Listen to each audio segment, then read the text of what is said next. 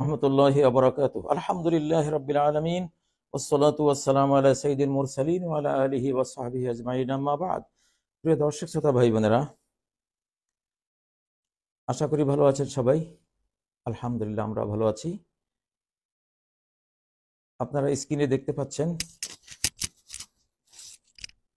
কাজীর রচনায় একটি সম্ভাব্য জাতীয় সঙ্গীত, আমার ব্যক্তিগত একটা অভিব্যক্তি আমি দিলাম। আসলে জাতীয় সঙ্গীত জাতীয় চেতনার বহিঃপ্রকাশ, জাতীয় ভাবমূর্তির বহিঃপ্রকাশ, জাতীয় স্বপ্ন, তার মিশন ভিশন, তার ভবিষ্যৎ, তার ইতিহাস চেতনা সবকিছুর লালন ক্ষেত্র হলো জাতীয় সঙ্গীত। আমার বিশ্বাস যে আমাদের বিগত যে জাতীয় সঙ্গীতটি ছিল একটা চোরাই মাল, গগনহর করা থেকে চুরি করা। শুরুতেই যদি একটা জাতির স্টার্টিং মুভমেন্টটাই হয় চুরি, তো সেখান থেকে আপনি কি পাবেন? যেটা পাবেন সেটা পেয়েছেন, চোরের খনি পেয়েছি, আজও চলছে সেই ধারা। যতদিন এই সঙ্গীত থাকবে, চুরির ধারা অব্যাহত থাকবে। কেউ এ জাতিকে উদ্ধার করতে পারবে না, কারণ সৃষ্টিকর্তার আইন, বিধাতার বিধান বড় কঠিন। আপনি যেটা বলবেন, যেটা চাইবেন, যেটার জন্য আবেগে ভেসে যাবেন, যে আবেগে গা কাটা দেবে, আপনি ভালোবাসবেন, সেটা আপনাকে তিনি দেবেনই। জাতীয় সঙ্গীতে এত আবেগ দরকার হয় না, এখানে বিবেকের প্রাধান্য থাকতে হয়। পৃথিবীর কোনো জাতীয় সঙ্গীতে আমার মনে হয় না এত আবেগ দেয়া হয়েছে। মিথ্যা আবেগ, চোরাই আবেগ, আরেকজনেরটা ধার করা। আমি গতকালও বলেছি, অনেকেই বলেছেন, আমার অনেক বন্ধুরা, আমাদের বাংলাদেশি বাংলা ভাষীরা অনেকে এটা নিয়ে কথা বলছেন। তো এই জাতীয় সঙ্গীত যেহেতু একটা চোরাই জিনিস, স্বত্বাধিকার হরণ করা হয়েছে, গগনহর করার, সেই সুরের কৃতিত্ব তার, সে ভাবের কৃতিত্ব তার, যিনি চুরি করেছেন তার না। আর চোরাই মাল যে রাখে সেও চোর। এখন একজন চুরি করেছেন আর আমরা সেই চোরাই মাল আমরা হেফাজত করেছি, আমরাও চোর, সাহিত্যিক চোর, ভাবের জগতের চোর, সবচেয়ে নিকৃষ্ট চোর। আসলে এই যে উপরে একটা ভেতরে একটা, উপরে হলো রবি ঠাকুরের, ভেতর হলো গগনহর করার, এই যে একটা দ্বিচারিতা, মুনাফিকি, এটার জন্য আমাদের স্বাধীনতার ক্ষেত্রে এটা হয়েছে। উপরে আমরা স্বাধীন, ভেতরে পরাধীন। ঠিক জাতীয় সঙ্গীত যেমন উপরে একজনের, ভেতরে আরেকজনের, আমাদের স্বাধীনতাও উপরে আমাদের, ভেতরে চলে গেছে আরেকজনের হাতে, চলে গিয়েছিল, আল্লাহ উদ্ধার করিয়েছেন। তো আসলে এই জন্য আপনার শুরুতেই যদি আপনি ভুল করেন, ফার্সিতে বলে খেস্তে আউয়াল ছু নেহাদ মে মার কাজ তা সুরাইয়া মিরাওয়াদ্দি ওয়ার কাজ।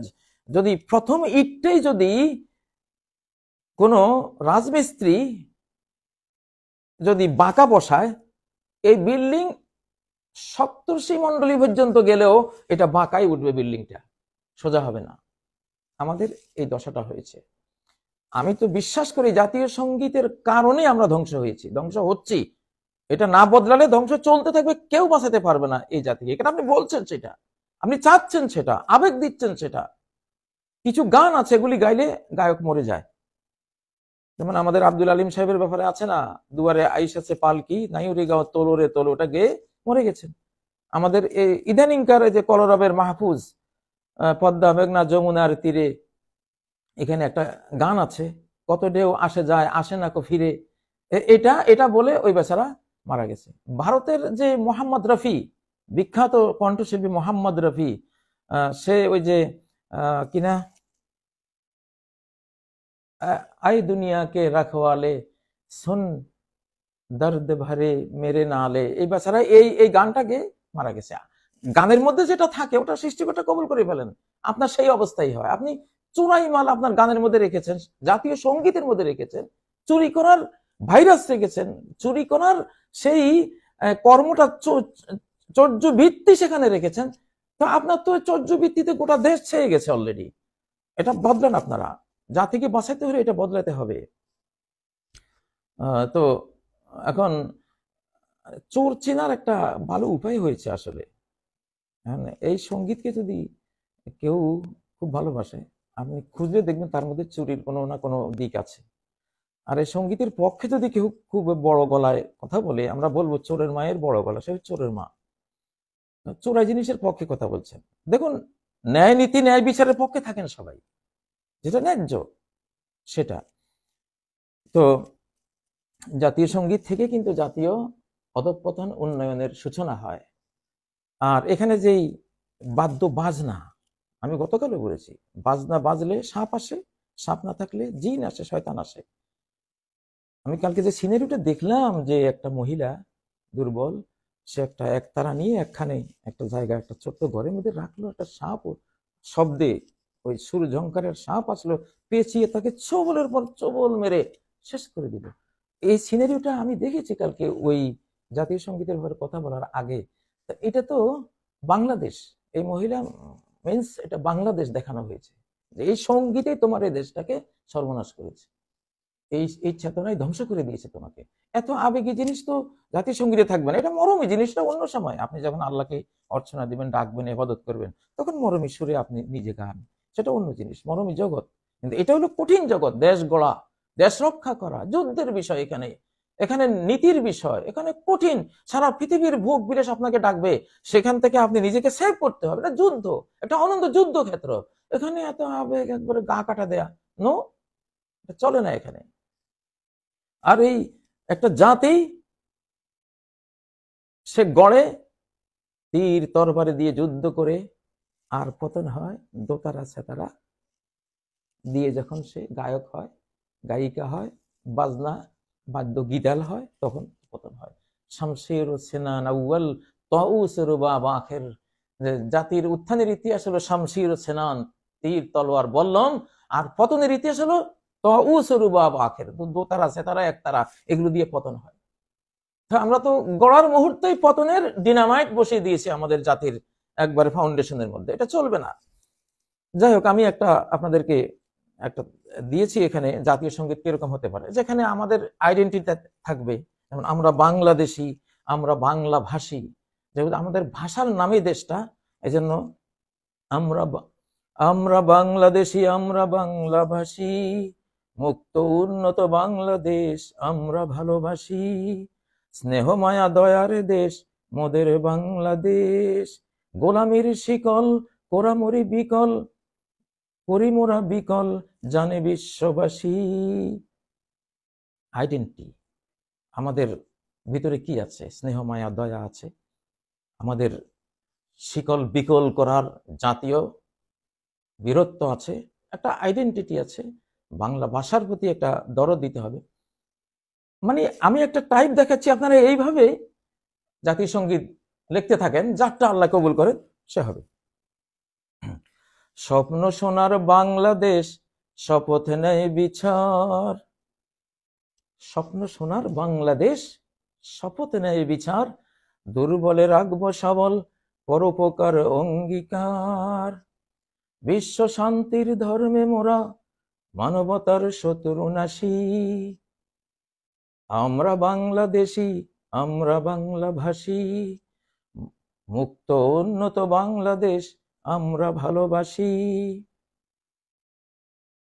সাগর কন্যা বাংলা মাগো বিশ্ব বৈচিত্র্যময়ী, তোমার তরে দামাল ছেলে মেয়েরা যোদ্ধা রক্তক্ষয়ী, অন্যায় বন্যায় বৈরী যাতনায় তোমার পরশে হাসি, যত অন্যায় হোক, যত বন্যা হোক, যত বৈরী যাতনা হোক, হে মা, বাংলা মা, নিজ দেশকে মা বলা যায়, হাদিসে আছে হিয়া উম্মুকুম, এই পৃথিবীটা তোমাদের মা, তাই না? এটা মানে আমাদেরকে পালে। যেমন যারা জাহান্নামে যাবে, উম্মুহু হাবিয়া, তার মা হলে জাহান্নাম, জাহান্নামে থাকবে, সে জাহান্নামের সাথে ম্যাচিং করা চরিত্রের মানুষ, জাহান্নাম তার মা। তো সেভাবে পৃথিবী এটা এক ধরনের মা। এখানে অনেকে আবার মা বললে না বুঝলে বলবেন যে হুজুর এটাকে মা বললো কেমন, না, এটা হাদিসে আছে। সাগর কন্যা বাংলা মাগো বিশ্ব বৈচিত্র্যময়ী, সারা বিশ্বের একটা বৈচিত্র্যময় দেশ মনে হয় বাংলাদেশের মতো আর খুঁজে পাওয়া যাবে না। তোমার তরে দামাল ছেলে মেয়েরা যোদ্ধা রক্তক্ষয়ী, আমাদের ইতিহাস, হাল আমলের ইতিহাস পুরোটাই রক্তক্ষয়ী যুদ্ধ, অন্যায় বন্যায় বৈরী যাতনায় তোমার পরশে হাসি, আমরা বাংলাদেশী, আমরা বাংলা ভাষী, মুক্ত উন্নত বাংলাদেশ আমরা ভালোবাসি।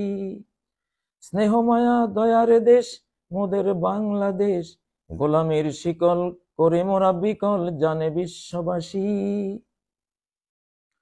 ৩-০ বাংলাদেশ বলবে বিধাতা বেশ বেশ, সাজাবো খাঁটি স্বাধীন দেশ, রাখবো না কো হিংসা দেশ, মোরাই শ্রমিক মোরাই চাষী।